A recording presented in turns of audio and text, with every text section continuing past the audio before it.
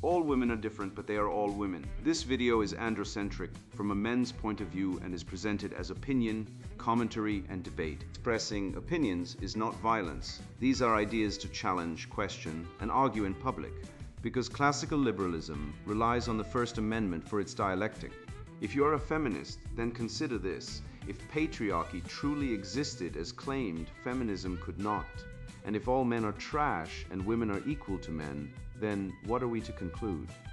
Women will die for their children, men will die for their wives and children, and God chose to die for all mankind. Authority rolls up with responsibility. If this framing of facts offends you, click off to a cute cat video. Proceeding further will expose you to gamma bias and criticism directed at ideas, claims, institutions, not at any individual's virtue or dignity.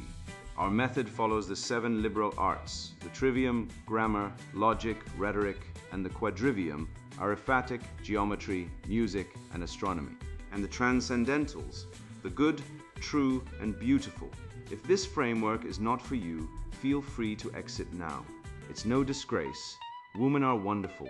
God bless America. Men are great. Gnostic Marxism. Feminized woke leftists inherit Gnosticism in Satan's name, written by Conrad Riker. Available now, links in description. The Gnostic cuckoldry of the woke West, weaponizing the trivium to smash the feminist spectacle and master the unblinking stare. You are living inside a hallucination, a neon-lit fake reality constructed by those who despise the very flesh they inhabit. I look at the modern woke left and I do not see a political movement. I see the ancient Gnostic heresy of the 2nd century reborn in Satan's name to hate the material world, biology, hierarchy, and truth replaced by a society of the spectacle, where feelings supersede facts. They have weaponized empathy to turn the Western male into a draft animal for their emotional whims, and it is time to smash the screen.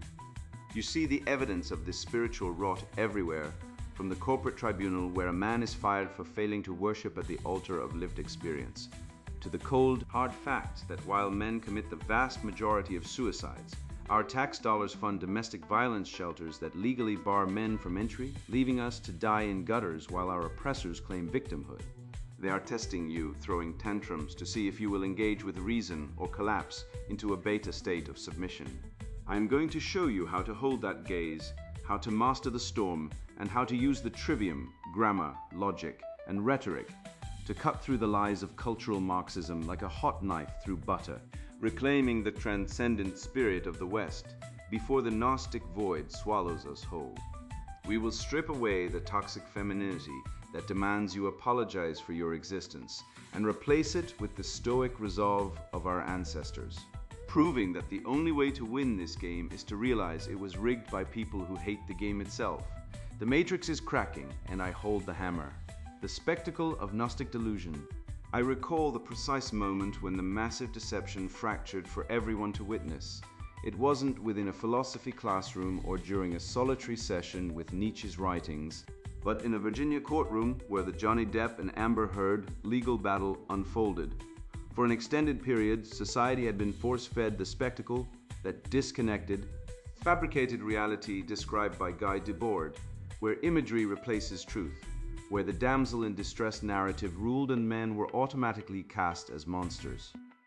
Yet there she stood, the embodiment of victimhood exposed and dismantled by undeniable audio recordings and photographic evidence. The victim persona unmasked herself as the perpetrator, allowing millions of men worldwide who had been intimidated by the believe all women ideology to finally breathe freely. This represented the defining awakening of our era, a methodical examination of feminist discourse where tangible proof of male suffering dismantled the fabricated portrayal of female oppression. The jurors examined the facts, disregarded the inflammatory language, and recognized the truth.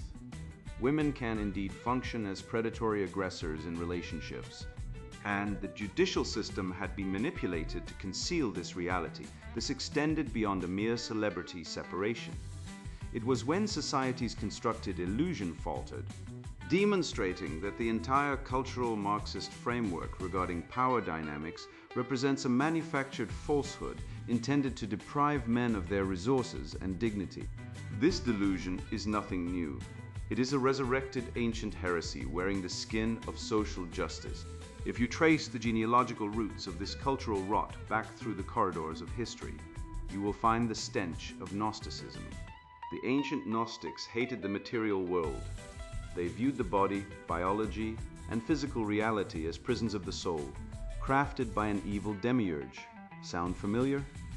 It should, because the modern leftist is obsessed with escaping the prison of biology. They hate the material fact of sex differences, despise the biological reality of muscle and bone, and loathe the natural order of hierarchy. This is the satanic era the Church Fathers fought for centuries, and now it has returned as gender theory and intersectionality. By declaring that biological reality is a social construct, they are engaging in the ultimate Gnostic rebellion, a hatred of the creation itself. They tell you that your nature as a man, a being of logic, strength, and direct action, is something to be overcome, silenced, or apologized for. This is the hatred of the Logos, the divine reason that structures the universe, and it is the driving force behind every critical theory spewed from the universities. To maintain this delusion, they must corrupt the very tools of thought, the trivium. They begin by attacking grammar, the foundation of meaning. If they can control the definition of words, they control the thoughts of the masses. They have redefined violence to include misgendering or criticism, thereby equating verbal disagreement with physical assault. They have redefined racism to include systemic power dynamics, a Marxist linguistic trick designed to make the crime irremovable and the accusation unfalsifiable. Next, they assault logic, replacing reason and syllogism with lived experience and emotion. In a debate, a leftist will inevitably abandon the premise when cornered by facts, fleeing into the safe space of their feelings. This is why they cannot argue. They can only shriek, cancel, and deplatform. Finally, they have weaponized rhetoric, turning the art of persuasion into a tool of tyranny. They do not persuade with truth. They shout down opposition with the amplified cries of the oppressed, creating a noise chamber where the truth cannot breathe. This is the corruption of the Logos, a deliberate strategy to make rational discourse impossible. Underneath this philosophical assault lies a cold, ruthless evolutionary biology that exposes the cuckold strategy of the modern welfare state. We must look this ugly truth in the eye. In the natural order, high investment males, you build, you protect, you provide. Select mates who value your resource investment. However, the modern genocentric state has inverted this dynamic. The welfare state acts as the alpha provider, stripping men of their utility and forcing high investment males to subsidize the reproductive strategies of low investment males and the impulsive, low conscientiousness women who select them. When the state funds the illegitimate children of bad boys and deadbeats, it is effectively taxing the productive male to ensure the genes of the reckless are propagated. This is a violation of natural law, a forced cuckoldry where the industrious man is enslaved to support the genetic legacy of the parasite. The family court is the executioner of this strategy, severing the father from his wealth and his progeny to feed the matriarchal machine. This is not charity, it is a transfer of vitality from the builders of civilization to its destroyers. The psychological mechanism driving this is pure pathology, projection. The woke mind is defined by a frantic need to project its own shadow onto its enemies. They accuse men of toxicity and cruelty, yet who is it that screams for violence against political opponents? Who tears apart families in cold courtrooms? It is them. They are the wicked stepmothers of fairy tales, the destroyers of innocence, and they dare to point the finger at us. This psychological displacement allows them to maintain their self-image as the saviors while they act as the oppressors. It is a form of spiritual madness, a possession by the ideology of death. They hate the West because the West is built on the Logos, on objective truth, hierarchy, and the transcendent, and their ideology requires the negation of all three. They are the agents of entropy, the chaos that seeks to devour the order we built. We must recognize that when a civilization feminizes its gods and its laws, it severs its own connection to the will to power. Look at history. Every culture that elevated the feminine principle over the masculine the receptive over the active, the emotional over the rational, fell to the sword of a more virile, patriarchal culture. This is the inevitable syllogism of history. Feminization presages the fall. The West is currently castrating itself, offering its neck to the butcher block of globalist Marxism in the name of equity. We are witnessing the suicide of the greatest culture in the known universe, driven by a collective psychosis that views masculinity as a pathology. The remedy is not policy, it is a spiritual reclamation. We must re-enshrine the transcendentals, the good, the true, and the beautiful by reviving the masculine spirit of Western civilization. We must wield the trivium like a weapon to slice through the veil of the spectacle and expose the rotting corpse of cultural Marxism beneath. We reject the weakness, the lies, and the cuckoldry of the modern era. We choose to live in the real world, in the flesh, fully men, armed with the truth and ready to rebuild what they have destroyed. You see Marcus there, trapped in the beige purgatory of bureaucratic malice. And I tell you, his failure is not one of intellect, but of spiritual defense.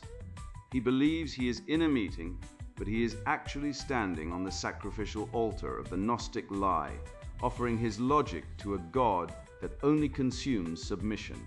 To survive this gauntlet, a man must stop treating the hysterical rage of the left as a valid dialectic and start seeing it for what it is.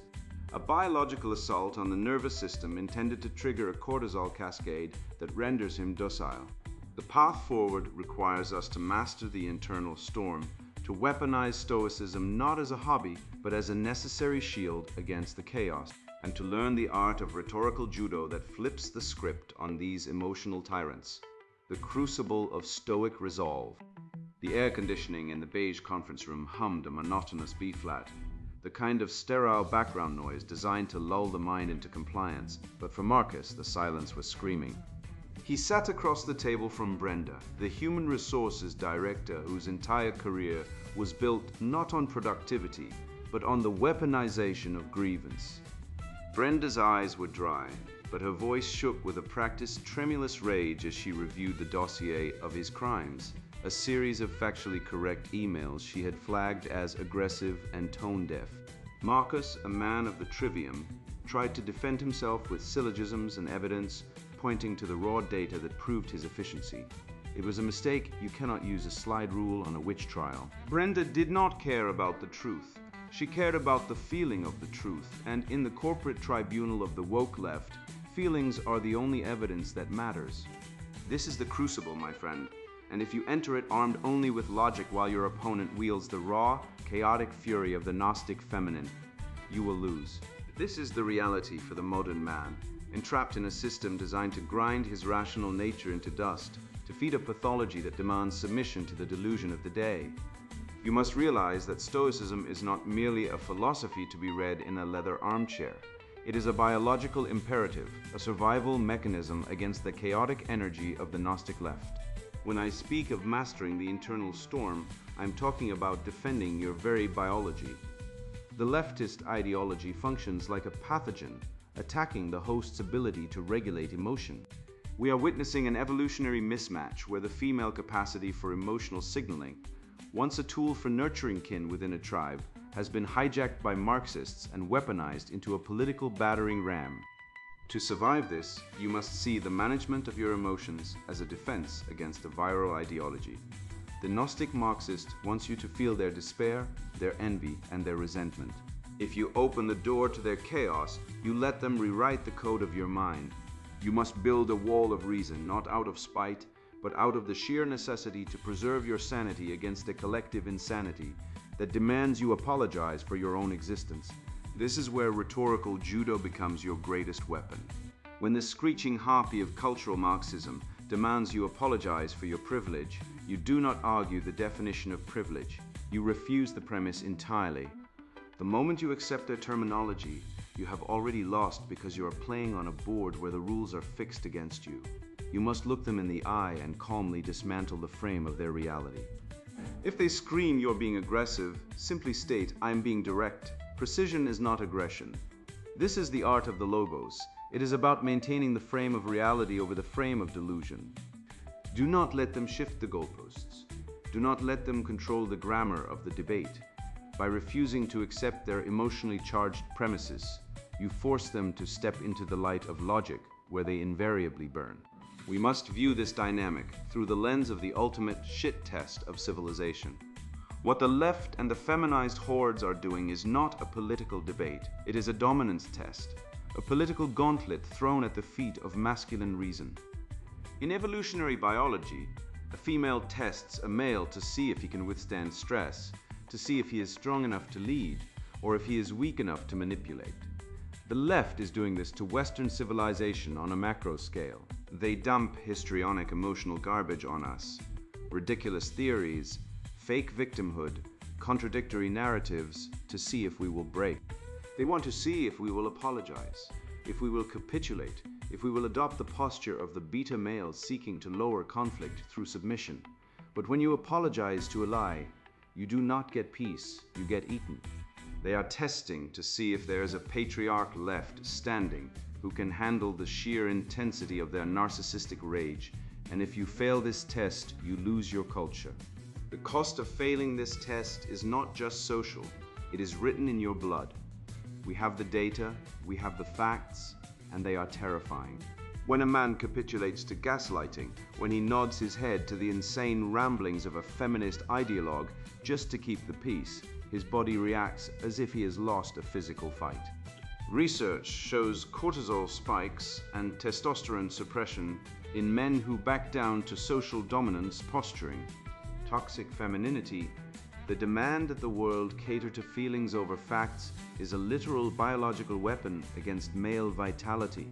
We see the fallout in the suicide rates of divorced fathers, stripped of their assets and dignity by a gynocentric court system that views them only as ATM machines. We see it in the cuckoldry rates and the explosion of mental health issues among young men raised to hate themselves. Submission to the matriarchy is a death sentence for the male spirit and body. The remedy, gentlemen, is the logos. The only cure for the emotional chaos of the feminized mind is the rigid, unapologetic structure of masculine logic and the pursuit of objective truth.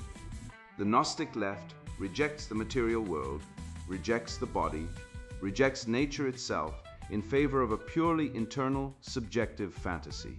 They are the spiritual heirs of the ancient Gnostics who hated the flesh, and they are led by the spirit of the age, which is frankly Satan's rebellion against the order of creation.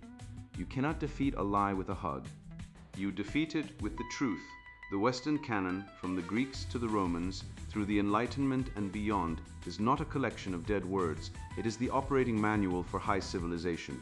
It is the weapon of the philosopher king, who knows that the good, the true, and the beautiful are not social constructs, but transcendental absolutes that stand in judgment of the leftist delusion. Finally, we must understand the shutdown versus engaged dialectic.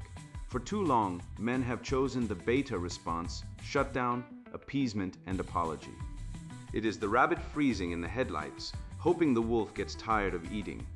This strategy has brought us to the brink of extinction. We must adopt the sigma or alpha response: engage, dissect, and dominate.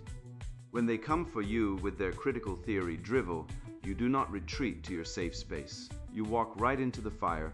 You dissect their arguments with the precision of a surgeon. You expose their fallacies, you mock their hypocrisy, and you dominate the intellectual space. This is how we save our civilization. We stop apologizing for being right. We stop bowing to the idols of feelings. We pick up the mantle of Stoic resolve, and we show these Gnostic Marxists that the spirit of the West is not dead. It was just sleeping, and it is awake, and it is furious. I have armed your mind with the Stoic endurance to withstand their histrionic storms and the dialectic weaponry to dismantle their lies, but do not mistake this preparation for a game of academic fencing. We are entering a war zone where the enemy has historically silenced truth with violence and intimidation.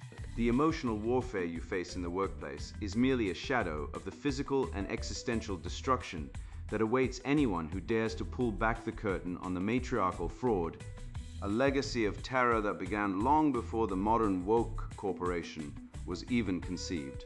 We must look to the past to understand the enemy's true nature. And there is no more brutal or illuminating lesson than the fate of the woman who pioneered the very concept of domestic violence shelters only to be hunted by her own sisters. Consider the fate of Erin Pizzey. The architecture of misandric exclusion.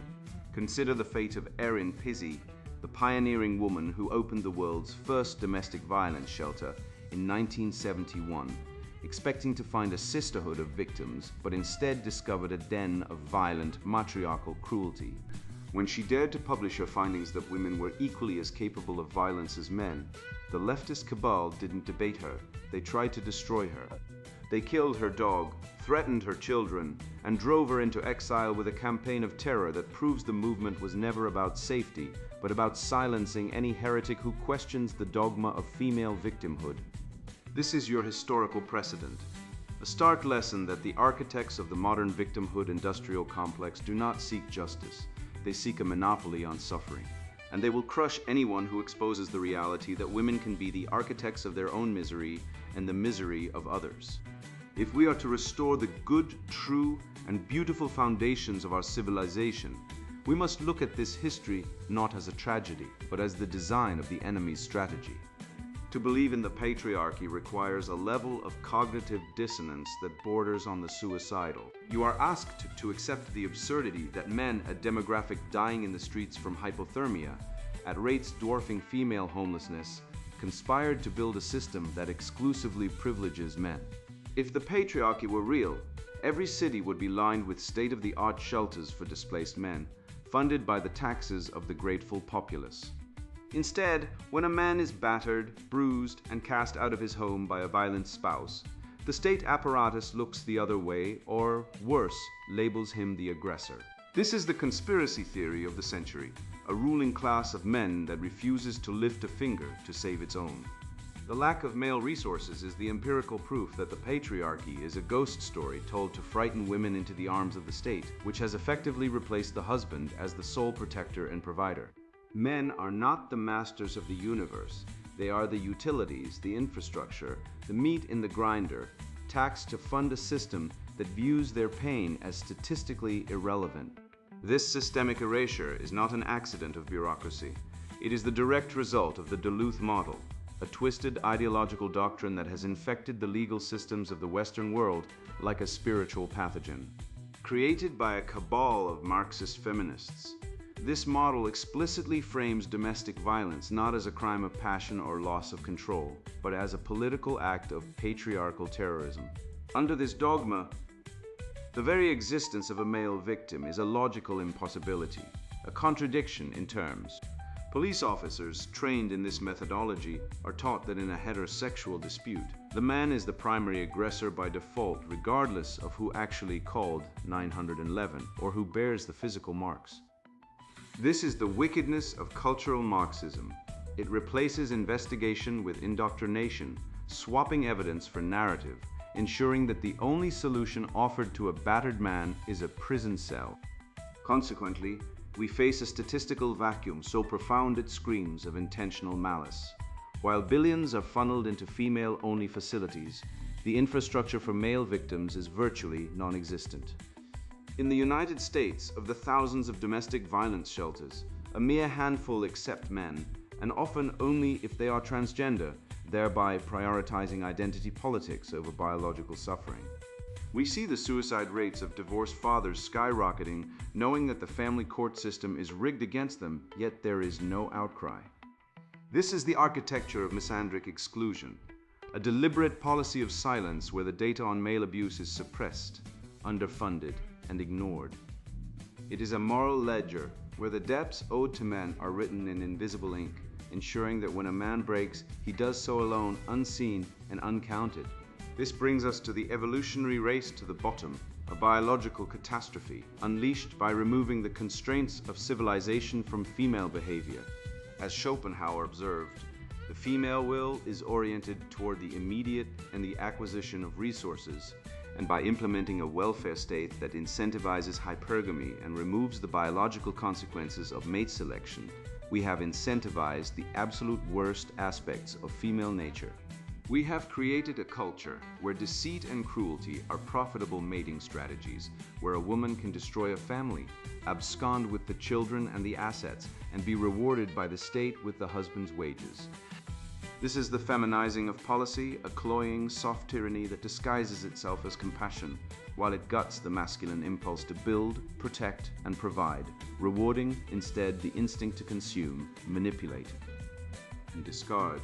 We must recognize that the social contract has been rewritten in blood-red ink, and men have been excluded from the negotiation. The state has usurped the role of the husband, offering women provision and protection without the traditional requirement of reciprocity or gratitude. Men have been reduced to tax farms and sperm donors, disposable utilities whose labor fuels the very machinery that grinds them into dust.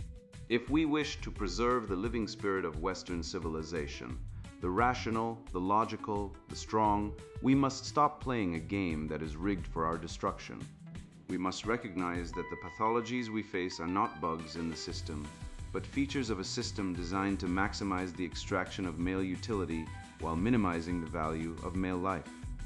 The remedy, the only logical antidote to this venom, is the reconstruction of male spaces. We need sanctuaries where the trivium rules supreme, where logic, rhetoric, and grammar are wielded to dissect the lies of the left without fear of social ostracization. We need environments where men can speak the truth about their experiences with family courts, false accusations, and societal rejection, finding solidarity in shared reality rather than shame in shared victimhood. Just as the monasteries preserved the light of knowledge during the Dark Ages, these male sanctuaries will preserve the flame of reason and the transcendental ideals of the West. By reclaiming our right to associate, to speak, and to exist for our own sake, we dismantle the Gnostic illusion that our suffering is necessary for the greater good and assert the undeniable truth. The salvation of the West depends on the salvation of the Western man. We have catalogued the structural treason that leaves men to die on the streets while the state harvests their taxes to fund the matriarchy, yet statistics alone will not save us from the cultural Gorgon. The leap from the systemic erasure of the male victim to the active confrontation of the woke mob requires a weapon far more primal than spreadsheets, the resurrection of the masculine will. We must move beyond the passive observation of feminist cruelty and grasp the biological imperative to stare down the lie. The war for the West is no longer fought in the shadows of domestic violence shelters.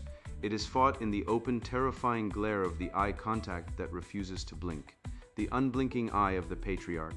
Consider the composite account of a professor of biology at a Midwestern university who, when confronted by a screeching mob of gender studies, students demanding he retract his statement that biological sex is binary and immutable, declined to apologize.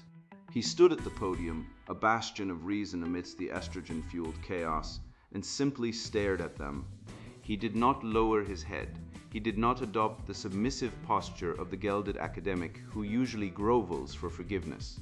He held the gaze of the ringleader, a woman whose face contorted in a mask of hysterical rage, and he refused to blink. In that moment, the atmosphere in the room changed noticeably.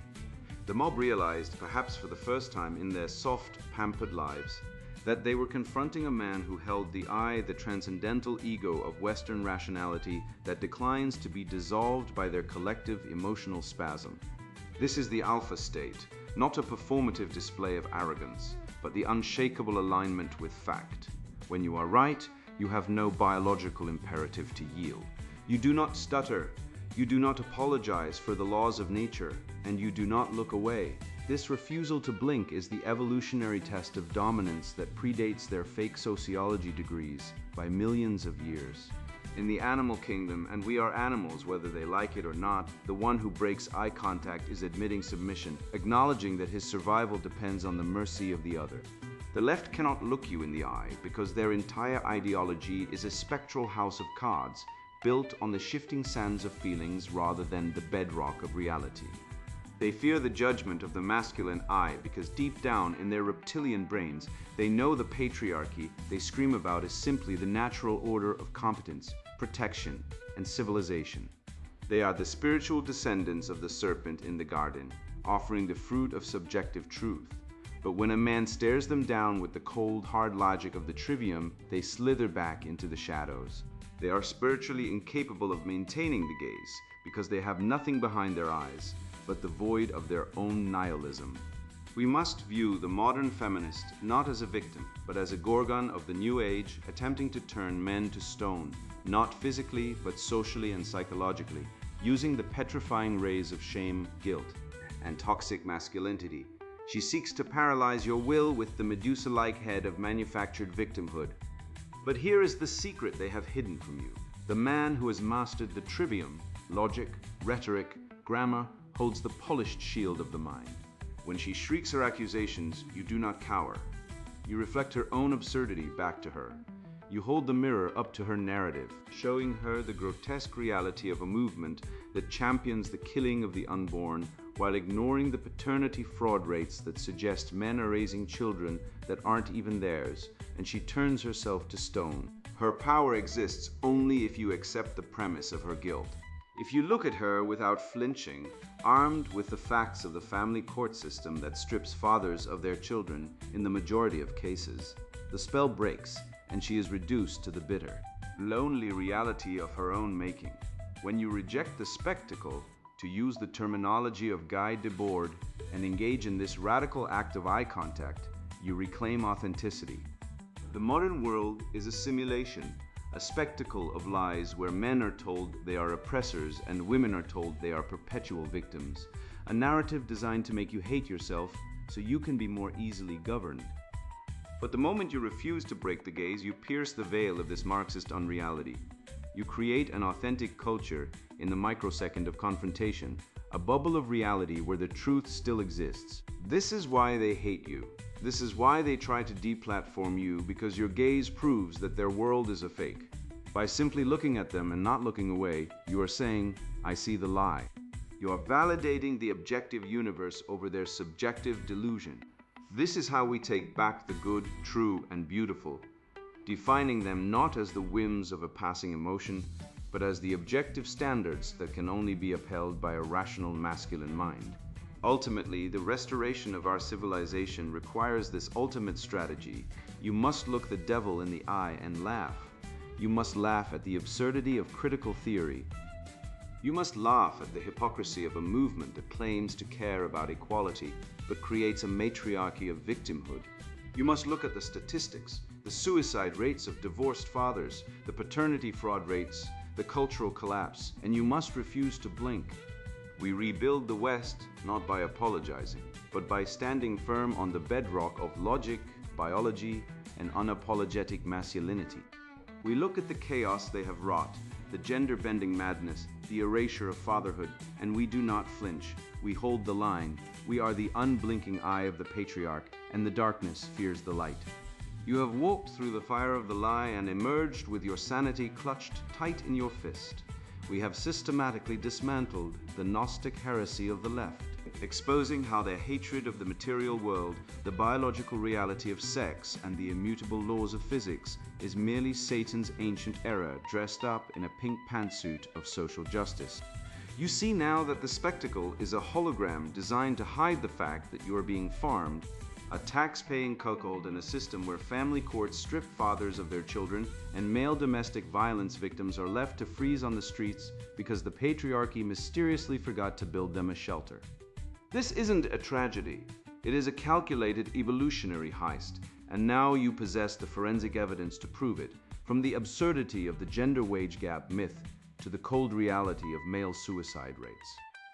Arm yourself with the trivium and go forth into the battlefield of the everyday. When some scowling priestess of the woke cult tries to drown you in histrionic emotion to test if you will shut down, do not flinch. Engage with the smirk of a man who knows the emperor has no clothes. Using logic as a scalpel to dissect their hysteria while maintaining that unblinking eye contact which signals to their primitive hindbrain that you are the alpha reality they cannot gaslight. You have mastered the stoic art of holding the frame, understanding that to submit to their feelings is to surrender your biology to a toxin. You are no longer a passive observer in the theater of the absurd. You are the director who yells cut and rips down the fake backdrop of cultural Marxism. This is your moment to reclaim the living spirit of Western civilization from the grip of the feminine imperative. Do not hoard this red pill. Shove it down the throat of every blue-pilled simp you meet with the relentless aggression of truth. You are the remnant of the Logos, the only thing standing between order and total collapse.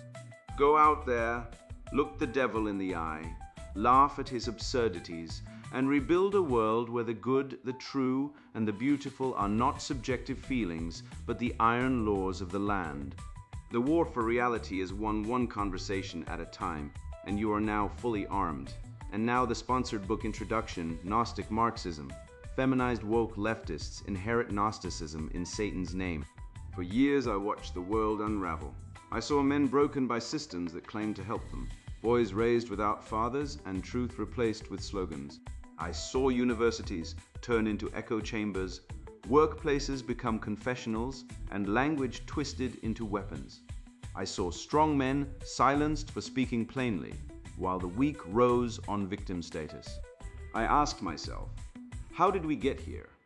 Why does every progressive movement end in chaos, resentment, and decay? The answer wasn't in economics, it wasn't in sociology. It was buried in ancient spiritual lies repackaged as modern liberation. I spent a decade tracing the roots of this madness. I studied Gnosticism not as a relic, but as a living virus. I read Marx not as a political theorist, but as a heretic. I compared their writings side by side and realized Marx didn't invent anything.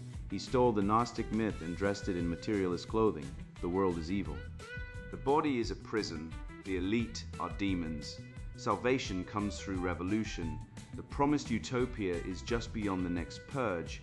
It's not philosophy, it's religion. A blood cult with economics as its liturgy and the state as its high priest. I've lived inside this lie. I once believed in equality as a moral imperative. I thought dismantling hierarchies would free people. Then I watched as every institution that embraced that idea collapsed from within. Schools stopped teaching. Companies stopped innovating. Men stopped trying. Why strive when effort is sin?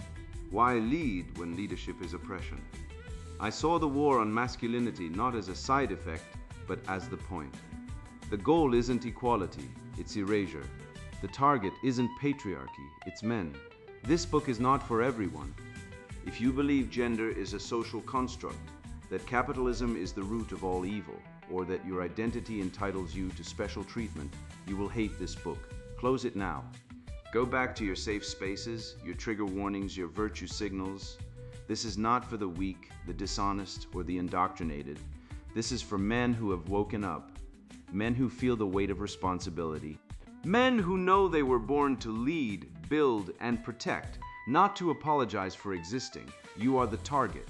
Your strength is feared. Your independence is dangerous to the system. That's why they call your ambition toxic. That's why they pathologize your confidence. That's why they replace merit with quotas and courage with compliance. They don't want you to succeed. They want you to serve. And if you refuse, they'll cancel you, shame you, or break you. This book names the enemy, not just politicians or activists, but the spiritual force behind them. The same force that told ancient Gnostics they were divine sparks trapped in flesh now tells modern men they are oppressors trapped in privilege. Same lie, new costume. Inside these pages, you'll see how materialism became the demiurge, how victimhood became a religion, and how collectivism became the weapon used to destroy the heroic male spirit. You'll understand why socialist utopias always end in mass graves, why feminism and Marxism are not movements, but mutations of the same spiritual virus, why language is being weaponized to erase biology, why the father is the first casualty of every leftist regime, and why every red pill man is a rebel in a war he didn't start but must win. This is not theory, this is survival. I've tested these ideas in real life, in business, in relationships, in raising sons. I've seen men come back from apathy, depression, and self-loathing once they understood the game. Once they realized they weren't broken, they were targeted, you'll learn how to reclaim your mind, your mission, and your manhood. How to build sovereignty in a world designed to make you a servant. How to lead without permission. How to thrive without approval. If you are a man who still believes in truth, hierarchy, and the sacred duty of the strong to protect the weak. If you reject the cult of victimhood and the soft tyranny of wokeism, then this book is your weapon. Read it, study it, use it. The West is not dead. Heroism is not obsolete. The sovereign man is rising. Gnostic Marxism. Feminized woke leftists inherit Gnosticism in Satan's name. Written by Conrad Reicher. Buy now. Links in description.